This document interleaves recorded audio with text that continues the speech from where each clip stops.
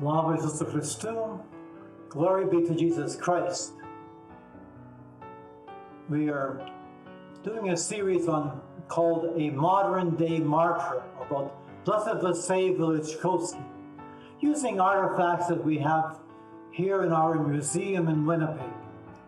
Today I'd like to concentrate on a cross that we have in our display case. A cross that was given to us by Sister Josefa when we were doing interviews in Ukraine some almost 20 years ago. This cross, I'd like to share a story about this cross that happened Christmas Eve, either 1957 or 58. And it happened in Ternopil, in the city of Ternopil.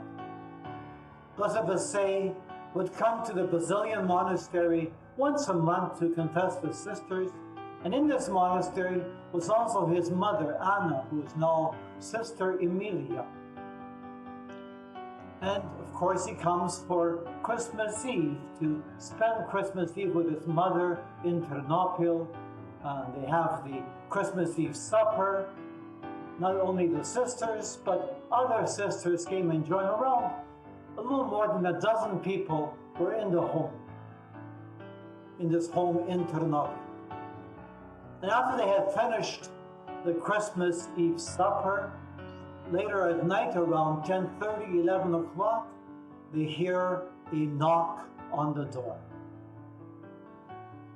And one of the sisters whom we interviewed, who told us this story, who was in the house, says that Sister Irena ran to the window to look, and she says, it's the KGB are at the door.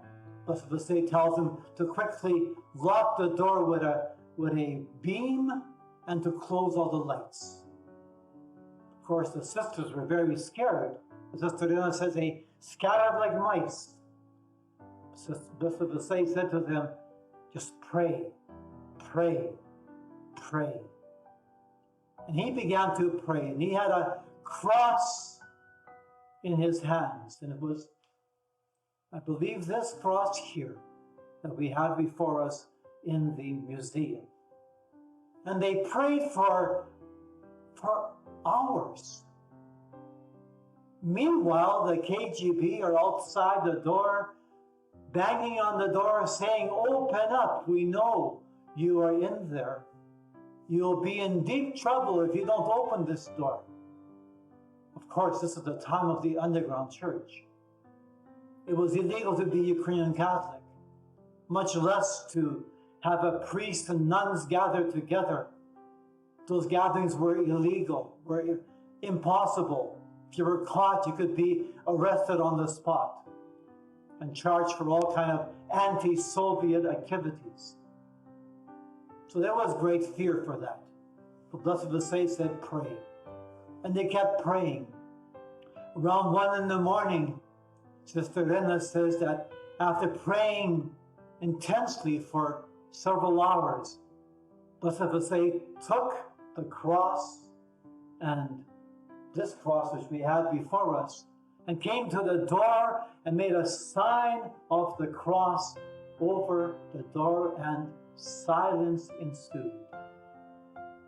The KGB stopped knocking, and the nuns saw them leaving the house and leaving the territory. The nuns immediately said, well, let's one by one escape from this house. Blessed Vasyl said, no, now it's time for the Christmas Divine Liturgy. And he prepared for the Divine Liturgy and began to celebrate the Divine Liturgy with them. After they finished the Divine Liturgy, one by one, the sisters went back to their own personal homes. This shows Blessed Vasyl's great courage.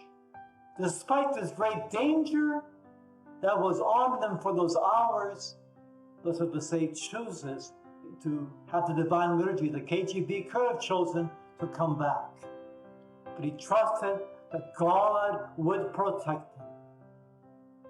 So we have this story of of Blessed Vasyl's great faith, great prayer, and great courage on this Christmas night. Slava Isusu Christu. Glory be to Jesus Christ.